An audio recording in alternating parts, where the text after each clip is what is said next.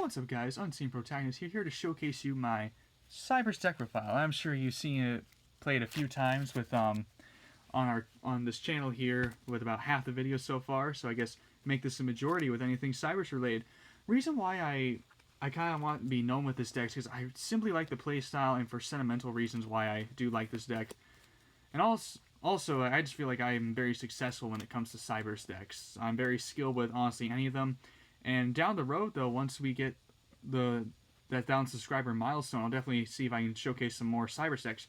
I do also happen to have a Soundgrade deck on me. That's my competitive Cyberse deck. However, I do want to be known for this Cyberse deck. It's simply my favorite style. I like the character who plays it. I honestly like just the play style, artwork. Honestly, just like the whole thing in general. It's awesome. So without further ado, let's get to it. So we'll go ahead and start with a one of here, Cyberse Magician. So this, I like this monster a lot. It's the attack lock and effect target lock, and also it halves all damage. So it helps me make some plays and helps me stall for a little bit to do it. And also when it's destroyed by a card effect, it also allows me to search for a Cyberse monster, so it helps me do extra set for other extra deck methods, which I'll get to that later. Then I got some of the new stuff here, the triple code generator. Excuse me. So code generator is actually not that bad. I have been considering cutting it to 2 though. Reason doing this is because sometimes it gets sacky when I open up 3. I seem to have open up two copies of it.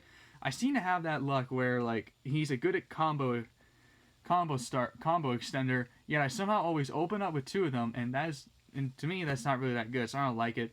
And also the effect is, to me, it's mediocre. It does help a lot. When it's sent from, I can use it as my hand as link material for a code talker. When I do so from the hand, it foolish burials a monster with 1200 or less attack from the deck to the graveyard. However, it was sent from the field to the graveyard as link material for a code talker. I am then allowed to search a monster with 1200 or less attack from my deck to my hand. So it's kind of like a replacement effect for that. Like I have seen success in that. Just kind of to 2, it just seems a lot better to me. It allows me to make room for other combo pieces. I did make some changes to this deck outside of the matchup sessions I've been showcasing. But yeah, I will resume then. I got 3 cards of Lady Debug. This card is nuts, I will say. And for Solomon Grace, for those guys who do not know, or for you guys who are also familiar with, this is an easy 2-card combo for Access Code Talker. And Access Code Talker is amazing in my opinion. And it's honestly super good for this deck too. It helps me search for cards like Backup Secretary, Microcoder, and heck, even Code Generator. And then speaking of Microcoder, I got 3 of these. It's the same deal with Code Generator. I can use it as my hand for link material for a Code Talker, and when it is used as link material, I am allowed to search for a Signet Spell or Trap card. However, if it's sent from the field to the graveyard as link material, I can search a level 4 or lower Cyberse type monster. Usually it's in the hand and such for extra Signet Spell or Trap cards. I can search for Signet Conflict and such, like how I did in that previous matchup video. Be sure to check that out. And then that's honestly, actually for the 3 of, excuse me. Now to the 2 ofs. I got 2 copies of Balancer Lord. Reason why I know some people have been playing this at 3 for a while, and it has been cut to 2. Some people have been playing at 3. I'm kind of with the people on 2, simply because, true, you don't use your life points a lot for the deck. My thought process is, I prefer not the extra life point pay, and also I have so many other ways to extra normal summons like Signet Optimization. That's essentially the 3rd Balancer Lord for that. And next, I got 2 Cyberse Gadget. When normal summon, it lets me revive a level 2 or lower Cyberse type monster from my graveyard and defense vision. The effects are negated. Honestly, though, that doesn't really matter. And when it's sent from field to graveyard, it lets me make a token with 0 attack, level 2 Cyberse type, light attribute. I usually drop it in defense. Helps extra material. And then more onto the last of my 2 ofs. I got 2 Parallel Exceed. So everyone knows what this card does. When you link summon, you drop one next to its link, and then you play a second one from the deck. I've kind of been on the debate of whether playing 3 or 2. I kind of came down to 2 though, because I'm one of those people who tries to keep my deck around 40 cards as soon as possible. Like, keeps 40 cards as close as possible. No, I'm not one of those snobs. I just simply like the 40 card decks. It's simply my playstyle. I do respect people who have topped with those over 40 cards, like 55 cards or 60 cards. But the reason why I play 2, simply so I can keep my combo pieces together. Soundgrace, so I do play 3. And then that's it for the 2-ofs. Let's move on to the 1-ofs, shall we? So for my first 1-off, I got Backup Secretary. Free summon, essentially, if I get a second Cyberse out. I use some hilarious combos with Lady Debug Searching Backup Secretary. Helps a lot. Next, I got Clock Wyvern. So I'm sure you guys can figure this out. It's for the Clock Dragon play. Clock Dragon is honestly amazing, though. Helps with the pulse pressure techniques. Then next, I got the 1 Code Radiator. So I actually have been considering bopping this up to 2, but it's the same deal with Micro and Generator. It lets me use it as my hand as material for... I can use it in my hand as link material for a Code Talker. If I do so from the hand, I target a monster in the field, negate the effects, makes the attack 0. And it's permanently, by the way, so they won't be able to make some comebacks with that card, most likely. If it's sent from the field to the graveyard, I can target 2 monsters. So that's kind of the reason why I want to bop it up to 2, simply so I can just push for game easier. I'm still trying to figure out what to cut for that, but so far, like, just the 1 has been helping me out with the grind game and such. And continuing the 1-ofs, I got Cyberse Synchron. Yeah, this one's for the Quantum Dragon and protection for the extra monster zone. It's like the Balinks. It's a replacement effect. Very nice. Then next, I got Degrade Buster. This is honestly, in my opinion, is one of the strongest main deck monsters in the deck for me. Simply because I can target a monster and just banish it. It can somewhat combat dinosaurs, I noticed. So I might bop that up to 2. Like I said, I've been trying to screw around numbers for so long. Reason why it's at 1 is simply because I don't truly need to see it all the time, seeing that a lot of the meta decks right now, they're not really as strong as Degrade Buster, so that's why I keep it at 1. Have been debating at 2 so I can see it better, and easier searches for Codec. Next, I got the 1 Dotscaper. Only reason why it's a 1 because it's a once per duel effect. So, but yeah, it's overall very well. Actually, with Gadget and Dotscaper, I can, and with a potential milling card, I can actually make Magician awfully easy with that technique. And then for the last bit of my 1-ofs, I got Link Infraflyer. I can special summon. It's a free summon so long as I have an arrow pointing to my field. And then finally I got the Sea Archiver. Helps with extra special summoning. The downside is it will be banished. And also it's a free mill if you use Code Generator. So that's kind of my second go-to play. So that's actually it for the monsters. We'll move on to the spells right now. Alrighty. Excuse me. So the first for my 3 years of spells, I got Triple Silent Codec. So what this one does is once per chain, I can search when a Code Talker is special summoned from the extra deck to my field, I can search a Cyberse monster with the same attribute. And I have every one of the Code Talkers hanging out except in my extra deck, except Access Code. That's hanging out somewhere else. But it helps me do the extra searching, and also, this is one of the most efficient cards for a U-board deck in this deck. I usually don't go into it. I'm sure you guys can figure it out because you saw the Parallaxy, the Synchron, and the Clock Wyvern, and the Magician, obviously. So you know, this is the Dark Fluid build. So, but the Codec really does help with the searching though to do those combos as I was practicing. Then I got 3 Signet Mining. I'm not sure how I feel about this card. I mean, yes, don't get me wrong. This card is awesome. My issue is that sometimes I open up 2 of them, I can only activate 1 per turn. But of course, like, I was always a person, well, if I can only activate 1 per turn, I'll pitch the other one. That's my playstyle. So that's why I want to cut it down to 2 personally. And also, sometimes when I search for stuff, like, I usually do it off of Codec and such. But so far, I am liking the 3 Signet Minings, though, like, I have mixed feelings for it, but I am leaning towards the 3. And then next, I got 2 World Legacy Successions. I actually had one of these as a one-time passcode. One-time passcode is not a bad card without doubt. It makes a token with 2k attack and defense. Without doubt, that's awesome. Reason why I did cut it though was because World League Succession, it can revive any monster, not spam a token. Well, by any monster I mean as in like from my graveyard, so long as I have an arrow. Usually I notice that when I play test this at 2, I can bring back some Link monsters and just make comebacks with Link plays, or potentially I can bring back like Quantum Dragon, and he has a very nasty effect, but it comes in clutch a lot. And then, so that's why I play World Legacy Succession at 2, extra grind and revival. And that's it for the 2-Os. I'll go to the 1-Os right here. I got 1 Signet Fusion, obviously for the Clock Dragon play, and which means the more I show my main deck, I'm sure you guys figure out what the heck I have in my extra deck.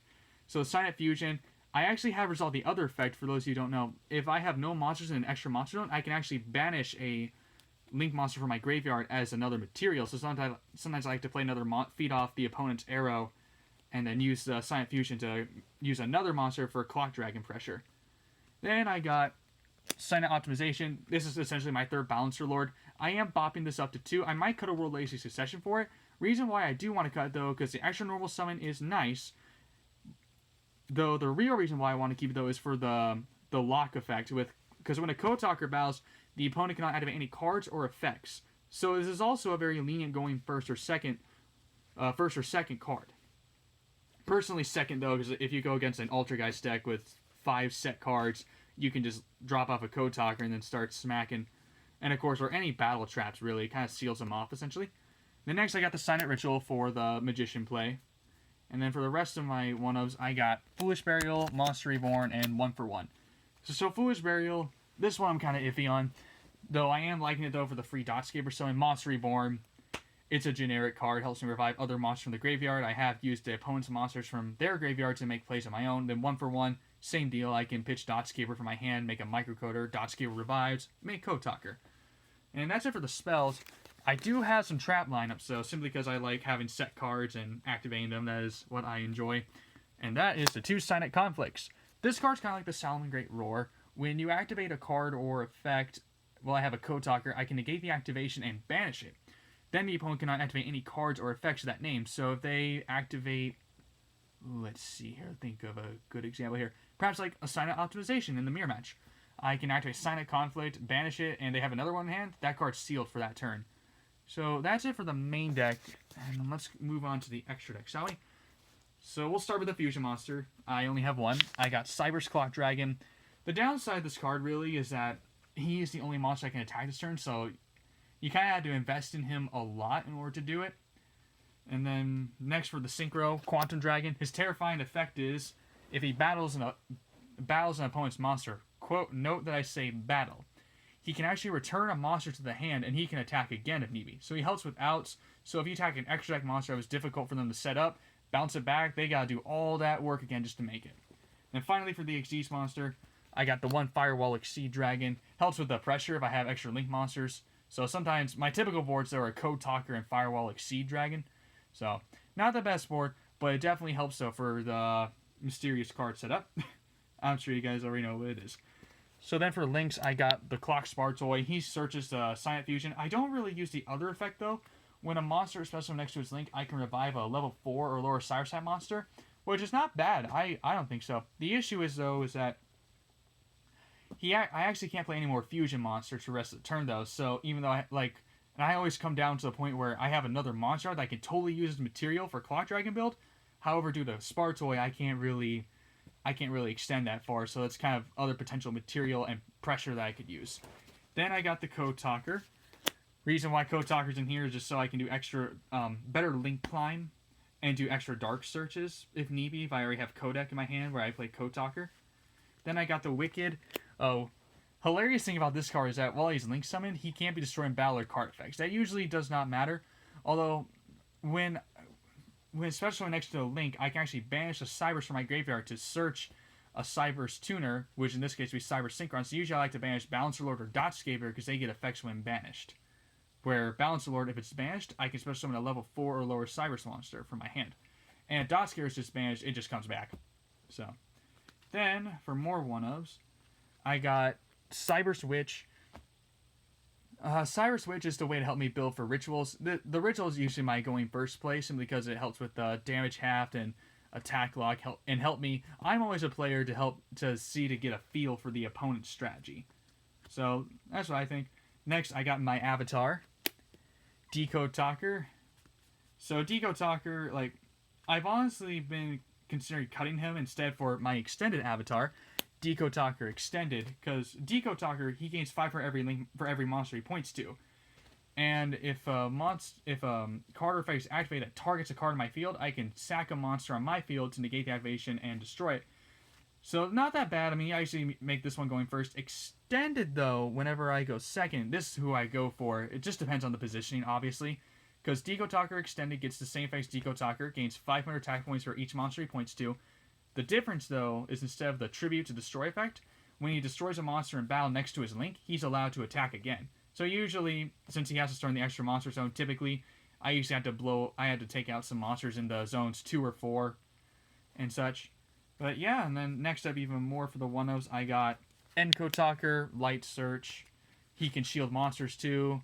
Honestly, he's a very nice combo with Magician, what I learned. And then Wind Code Talker, X Code. He can seal main monster zones, which is very convenient. I noticed usually when I go against Salamangreats, usually if I seal off the zones behind the extra monster zones, they usually can't do much. I noticed because with Sunlight Wolf, you have to play something next to its link in order to get things going. And like for Jack Jagger too, I mean, of course, once they play Heat Leo, that kind of becomes invalid. Although for their going first play, like if you went first and sealed off their zones, they wouldn't be able to do much. And then I got my Prophecy card, Firewall Dragon Dark Fluid. He negates monster effects, and if I activate this effect during the damage step, he can attack again. Gains 2,500 attack for each counter on the card, so I can make him 13,000 attack. And so the reason why I like the Dark Fluid build is because I just like the multitude of Fusion, Synchro, and Exige plays. So I know that a lot of people, for Cyberse players, they usually go for the Code Talker play where they use access code and such to banish things and start pushing 5,300. I do like that combo, especially. The reason why I choose Dark Fluid is simply because I just like how it looks. I just like the play style of it. If you guys do want to see an access code time, be sure to like and comment it if you guys want to see it, because I have made it possible with online simulators. Then for the last bit, my 1-ofs, excuse me, I got Power Code Talker, which is the Fire Search for Degrade Buster. Shooting Code Talker. Even though D-Code Talker is my avatar, Shooting Code is simply my favorite because he can destroy monsters, he can attack 3 times, and I draw cards at the end of the battle phase, which is very nice. Equals the number that he's destroyed. And finally, for my the 1-of Code Talkers is Transcode Talker.